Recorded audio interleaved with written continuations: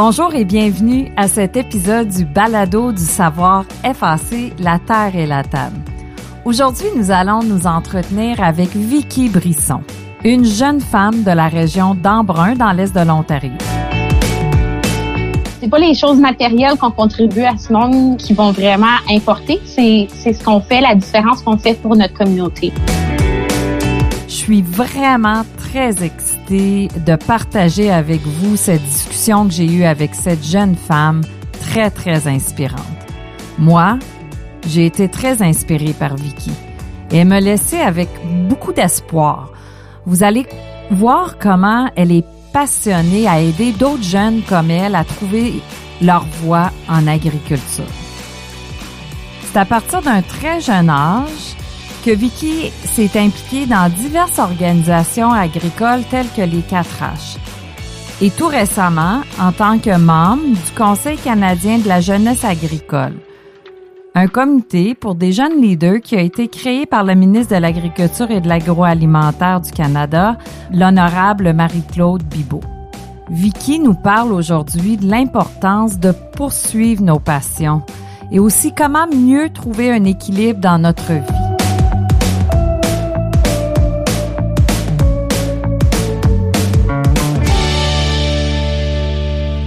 Alors, bonjour Vicky. Bonjour Darlene. Comment ça va aujourd'hui? Bien, toi? Ben oui, ça va bien. Vicky, parle-moi un peu de ta vie sur la ferme laitière et comment est-ce que tu as acquis cette incroyable passion pour l'agriculture et le leadership? Oui, donc dans le fond, j'ai grandi sur la ferme laitière, donc je suis la 7e ou la 8e génération dans ma famille qui habite dans la même maison dans le fond. Donc, mon père a toujours habité dans la maison où on habite présentement. Puis, on peut dire que j'ai la production laitière dans le sang parce que ma mère aussi vient d'une famille de producteurs laitiers dans l'Est ontarien. Oh, wow! Alors, ça date quand même, hein? 7-8 générations. C'est quand même exceptionnel. Dans le fond, c'est ça, on a été très fortunés, moi et mes 2 plus jeunes sœurs, de grandir sur la ferme laitière. Mes parents étaient exceptionnels, nous impliquaient dans les tâches quotidiennes. Donc, dans le fond, que ce soit juste jouer avec les chats ou à mesure qu'on grandissait, vraiment aider avec des tâches variables. Mes parents se sont rencontrés de façon intéressante à travers le 4H. Puis, lorsque j'ai eu l'âge de commencer justement dans les 4H, étant francophone dans l'Est ontarien, la barrière linguistique est un petit peu un défi. Puis, on n'avait pas de club francophone dans la région. Donc, mes parents, avec une autre famille d'amis, ont décidé de relancer un club francophone. Puis ça, c'était en 2009. Puis à partir de ça, j'ai eu la chance de compléter une variété de clubs, que ce soit des clubs de veaux laitiers, des clubs vétérinaires, des clubs de cuisine. J'ai par la suite aussi participé à des camps de leadership. J'ai été chef de groupe jeunesse, donc dans le fond pour supporter les chefs de groupe dans divers clubs. Puis ça m'a vraiment permis de m'épanouir dans ma communauté agricole. Donc malheureusement, mon père, en raison de santé, on a dû vendre le troupeau laitier lorsque j'étais en 10e année. Mais mon implication communautaire à travers le 4H m'a permis de rester impliquée dans la communauté agricole. Donc, je suis allée travailler pour d'autres fermiers dans la région. Puis de là, on aurait pu s'attendre à ce que ma passion ou que mon lien à l'agriculture pas meure, mais s'affaiblisse un petit peu. Mais au contraire, ça m'a juste redonné une passion encore plus importante. Puis ça m'a donné envie de faire ma place, de laisser ma marque dans l'industrie agricole de l'Est ontarien. Donc, dans le fond, c'est ça un petit peu mon parcours ayant grandi sur une ferme laitière, puis par la suite dans mon implication dans le 4H. Là. Maintenant, Vicky nous fait part de certains défis personnels qu'elle a dû faire face et qui l'ont amenée à découvrir ses vraies passions, qui l'ont ensuite aidée à trouver son propre chemin à elle. J'ai décidé d'appliquer à l'Université de Guelph pour mes études en sciences animales. C'était aussi un gros défi ou un projet à entreprendre puisque ayant grandi dans l'Est ontarien, j'avais complété toutes mes études en français. J'ai pas commencé à apprendre l'anglais dans le fond avant la 4e année. Je dirais même qu'à mon premier camp de leadership que j'ai participé, j'étais pas du tout bilingue. Je me débrouillais en anglais, mais c'était tout. Mais je me suis quand même poussée à sortir de ma zone de confort, à appliquer à Guelph parce que je pouvais vraiment voir un beau futur là. Puis, considérant aussi des études en médecine vétérinaire, on sait qu'il y a la faculté de médecine vétérinaire à Guelph. Donc, pour de nombreuses raisons, justement, j'ai poursuivi mon bac avec une majeure en sciences animales à l'Université de Guelph, d'où j'ai gradué en 2019. Puis, pour de nombreuses raisons, à travers mes expériences, puis tout ça, j'ai réalisé qu'il y avait autre chose que la médecine vétérinaire en fait en termes de carrière en agriculture. Puis entre dans le fond, à la fin de ma dernière année de bac, j'ai eu la chance de compléter un stage en nutrition laitière puis en consultation des ventes. Puis j'ai vraiment découvert un intérêt pour la nutrition animale puis l'impact que ça peut avoir sur la santé animale en général. Puis à travers ce même été-là aussi, j'ai eu la chance d'entrer en contact avec une nouvelle prof dans le département de biosciences animales à l'Université de Guelph qui se cherchait une étudiante à la maîtrise. Donc, j'ai entré en contact avec elle. Puis la journée de ma graduation, on a finalisé le tout. Puis je me suis embarquée dans l'aventure que je poursuis présentement, qui est la maîtrise à l'Université de Guelph, maintenant de façon virtuelle. Puis dans le cadre de ma maîtrise, justement, ma thèse porte beaucoup sur les vitamines B dans les vaches laitières, puis les modèles mathématiques. Parcours plutôt, je dirais, exceptionnel, unique en soi, en fait, parce que, comme tu dis, parfois on se limite à penser que l'agriculture se limite, les carrières en agriculture se limitent à des carrières plutôt agronomiques ou en financement ou de travailler directement avec les producteurs sur le terrain, mais il y a aussi beaucoup d'autres possibilités de carrière en agriculture. Puis je pense que ça, c'est ton exemple, ton parcours, c'est un excellent exemple de ça. Vicky, parle-nous un peu du Conseil canadien de la jeunesse agricole. Premièrement, avoir l'opportunité de travailler avec la ministre Bibeau, c'est exceptionnel. Une femme ministre de l'Agriculture qui vraiment s'assure de mentionner l'importance puis de faire de la place pour les femmes en agriculture. Donc, c'est un sujet qu'on a mentionné plus tôt. Mais vraiment, c'est une belle opportunité de travailler avec elle ou à ses côtés. Puis, ouais, le Conseil canadien de la jeunesse agricole, donc un petit peu son but puis sa raison d'être, c'est de fournir des conseils, dans le fond, nous, en tant que membres, pour réformer les politiques puis les programmes qui sont développés par le gouvernement. Donc, souvent, ça arrive qu'il y a une déconnexion entre les paliers gouvernementaux, les producteurs, la recherche, les consommateurs. Donc, nous, on agit un petit peu comme traducteurs, si on peut dire. Puis, on favorise un dialogue permanent sur les défis puis les possibilités qui sont liées à l'alimentation au Canada. En tant que membre aussi, on partage des renseignements, des pratiques exemplaires. Puis, c'est une opportunité de regrouper des jeunes Canadiens de divers milieux. Donc, on n'est pas...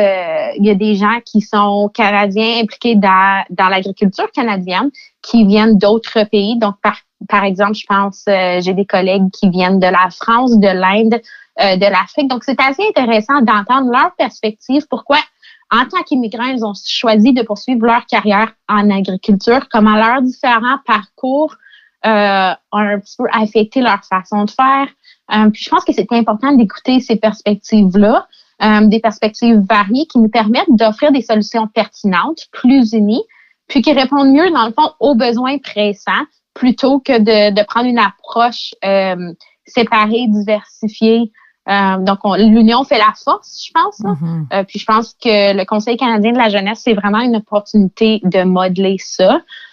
Puis encore une fois, on a parlé plutôt des opportunités de carrière en agriculture. Donc, en étant un comité de jeunes, je crois qu'on est un bon groupe pour justement connecter avec la prochaine génération, un petit peu partager pourquoi on a choisi l'agriculture, puis en espérant inspirer la prochaine génération, au moins à considérer l'agriculture comme possibilité de carrière.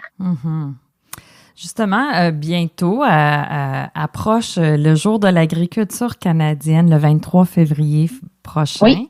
Ça, c'est une journée, je sais que tu connais cette journée-là, Vicky, c'est une journée dédiée à la célébration de l'agriculture puis les aliments canadiennes, puis ça permet de mettre en valeur toutes les belles choses que l'industrie canadienne est, et puis qu'est-ce qu'on fait, puis ça l'aide aussi aux consommateurs de nos aliments, de mieux comprendre la provenance de leurs aliments puis les gens qui les produisent.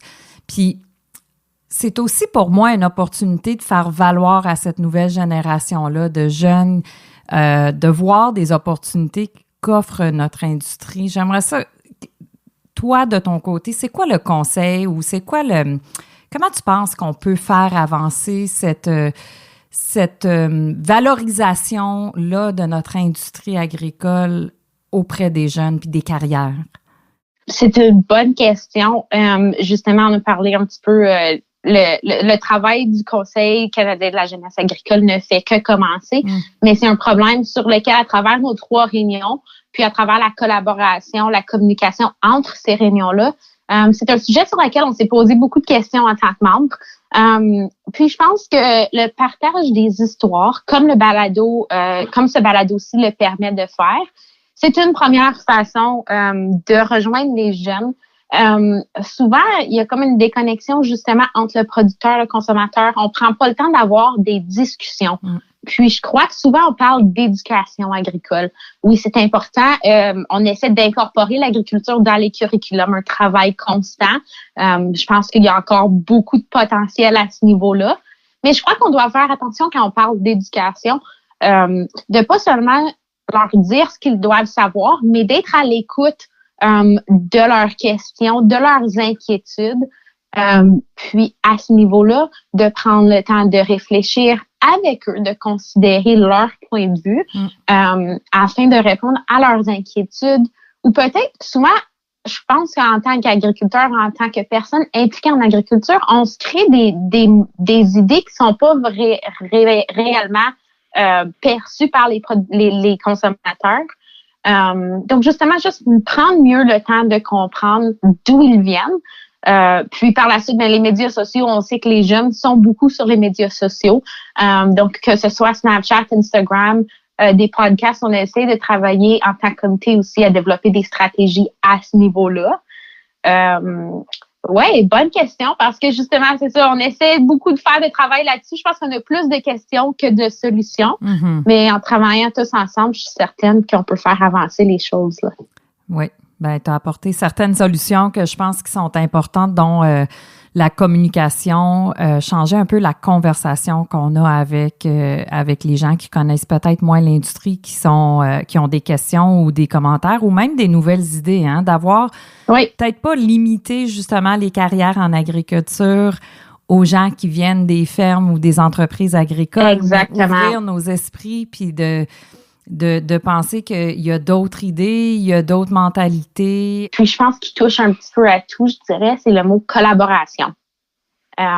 Que ce soit collaboration entre différents types de production agricole, que ce soit la collaboration entre les paliers gouvernementaux, les producteurs, la recherche, que ce soit la collaboration pour les ressources qu'on crée, le message qu'on partage.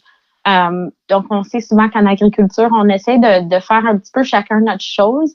Mais je pense que ça devient difficile pour le consommateur aussi de comprendre le message qu'on essaie de partager. Donc, oui, collaboration, je pense que c'est vraiment mon objectif, mon ambition. Ta raison d'être. Oui, exactement.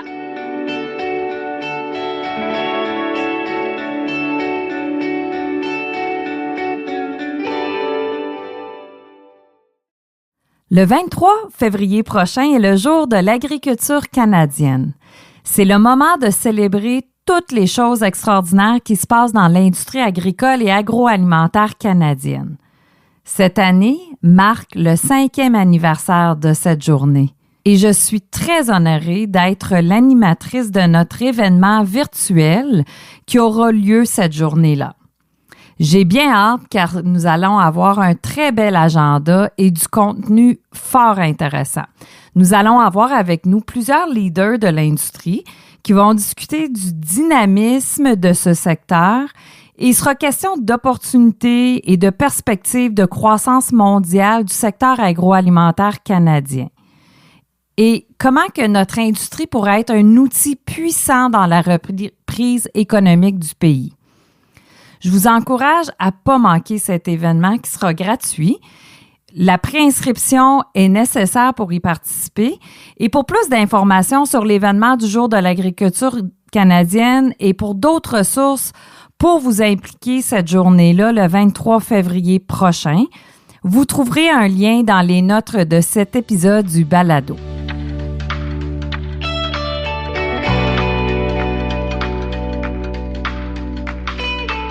Parle-moi un petit peu, brièvement, tu as mentionné tout à l'heure que tu n'as pas pensé à reprendre la ferme chez vous. Mm-hmm. Pourquoi? Pourquoi est-ce ainsi?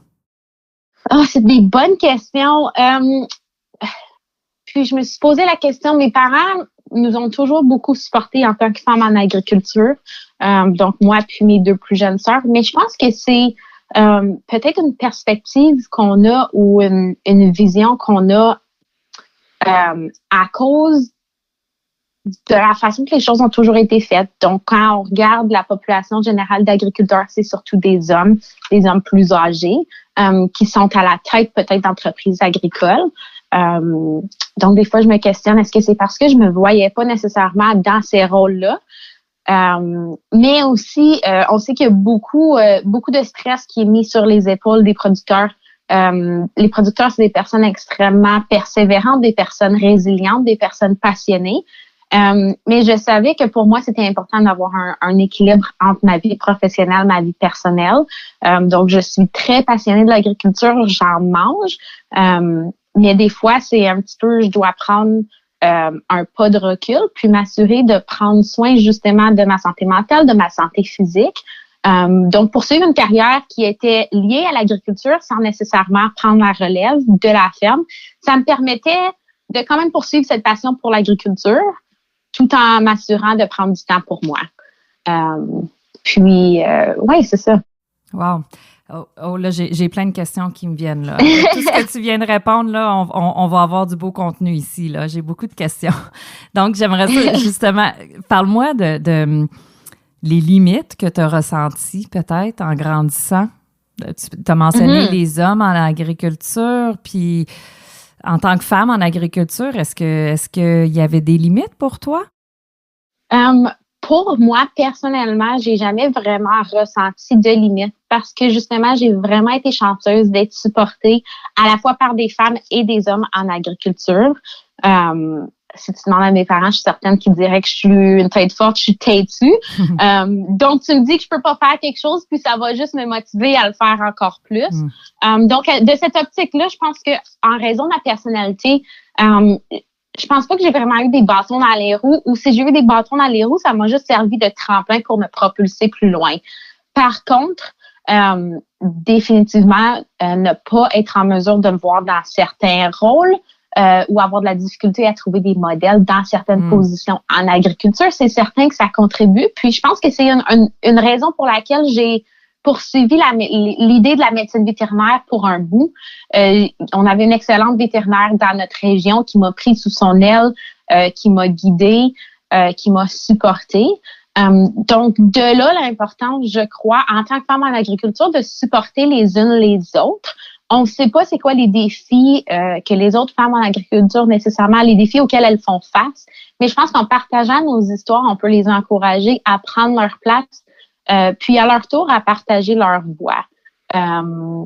Donc, c'est certain, on sait que le milieu de l'agriculture, c'est un milieu qui est encore dominé par les hommes, que ce soit à la tête des entreprises, sur les associations. Je crois que les femmes, on est très capables de prendre notre place. On doit travailler avec les hommes. Je pense pas que c'est une question de hommes contre femmes. On doit s'unir, on doit unir nos forces. Mais en tant que femme, je pense que souvent, on a tendance à en prendre trop ou à douter de nos compétences puis de nos capacités. Donc, je pense que c'est un travail personnel aussi de se supporter, d'aller chercher les ressources nécessaires pour faire grandir notre confiance en soi, puis d'être capable de prendre cette place-là, justement. Tu as investi beaucoup de réflexion. Je t'entends souvent dire « j'ai réfléchi à ça ». Tu as aussi parlé tout à l'heure de l'importance d'avoir un équilibre dans ta vie. Comment est-ce Oui. que tu gères ton énergie parce que tu sembles vouloir, t'es très passionné et le vouloir de faire avancer l'agriculture, avancer les défis qui peuvent y exister. Comment est-ce que tu trouves cet équilibre-là au quotidien, ton énergie? Oui, donc je pense qu'on apprend beaucoup de ses erreurs. Puis je pense que pour moi, autant que mon bac a été une belle expérience d'apprentissage, il y a aussi eu beaucoup de défis. Puis je pense que trop souvent, on parle de nos réussites sans nécessairement mentionner nos défis.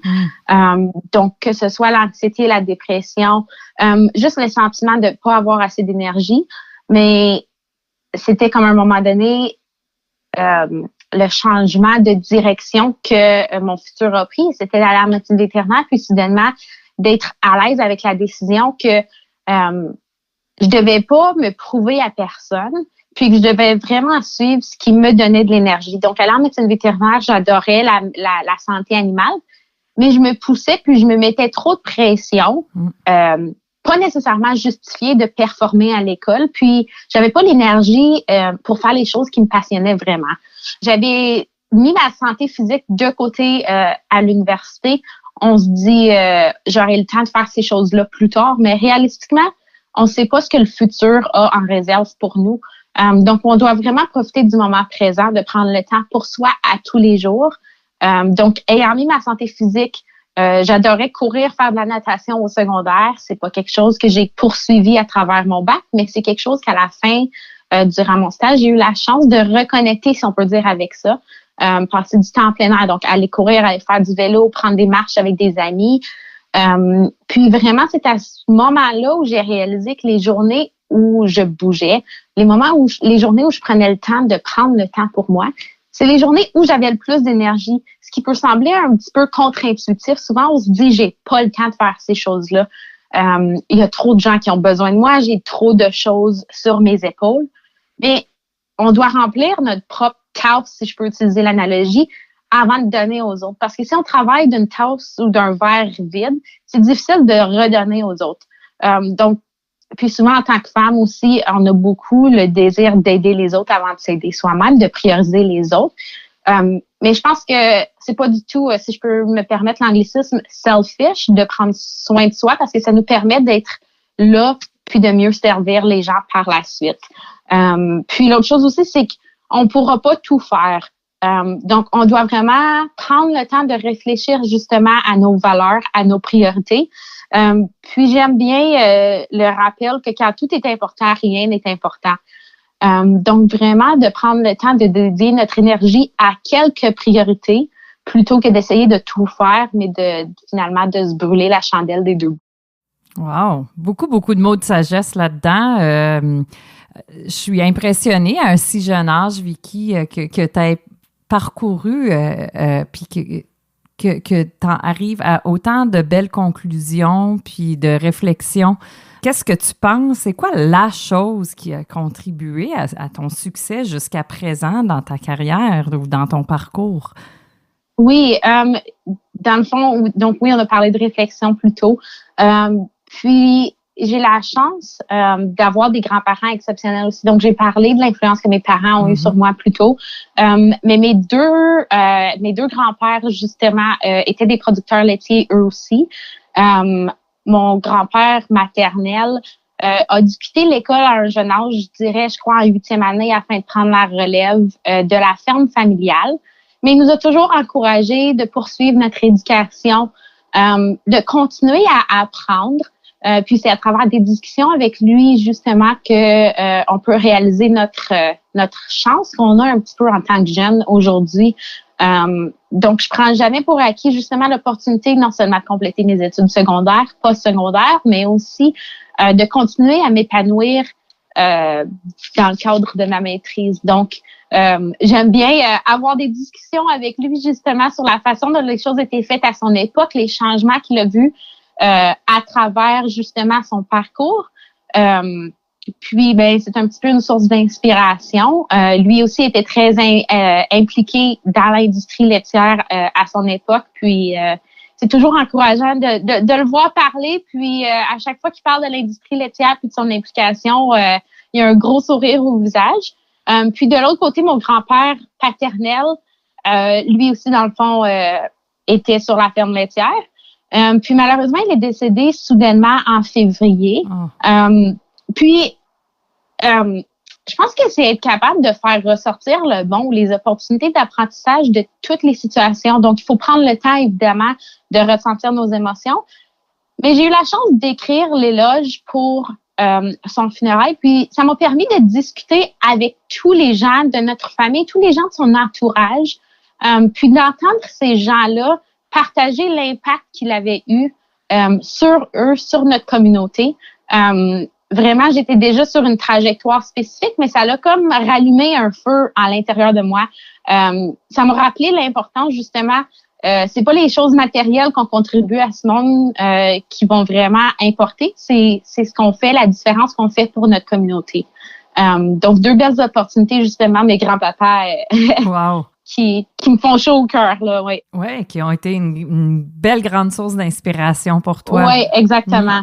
Écoute, je suis très, très, très inspirée. Je pense que je t'écoute, Vicky, puis je suis vraiment impressionnée par tout ce que tu as réussi, toutes les étapes que tu as franchies et tout ce que ta passion que tu dégages.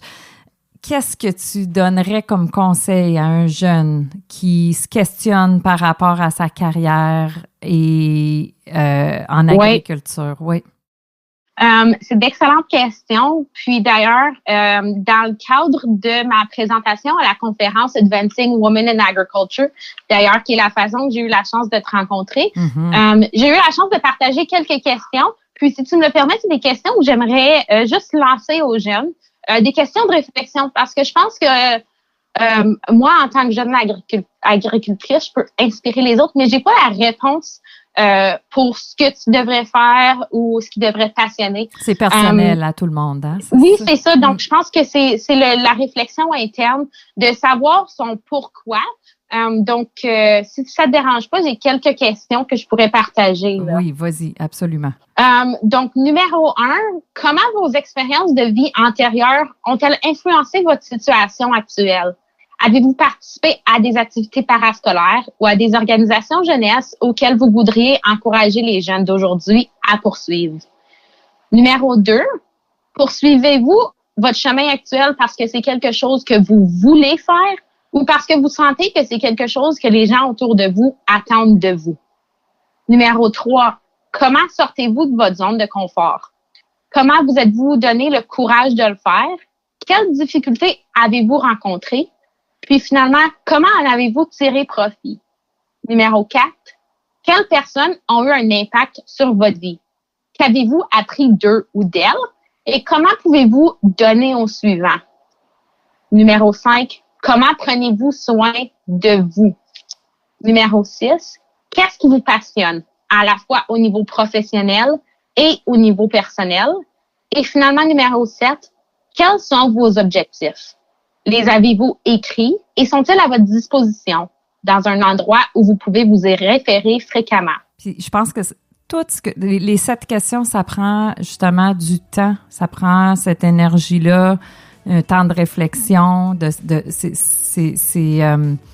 c'est tout de l'intérieur, hein? C'est tout vraiment de réfléchir puis de prendre le temps. Donc, wow, Vicky, c'était vraiment j'ai adoré notre discussion. Puis je pense que on va avoir beaucoup de plaisir à écouter ce balado pour les gens qui vont qui nous suivent, qui nous écoutent aujourd'hui. J'espère que vous aussi vous avez profitez puis que vous partez inspirés d'entendre Vicky nous parler de son parcours et continue Vicky de rêver, de bâtir et de réussir dans tout ce que tu fais.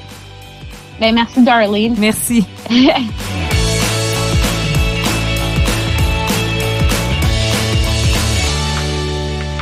Dans cet épisode, nous avons appris l'importance de trouver notre propre voie, de créer notre chemin à nous et réaliser nos rêves, même s'ils sortent un peu du parcours traditionnel.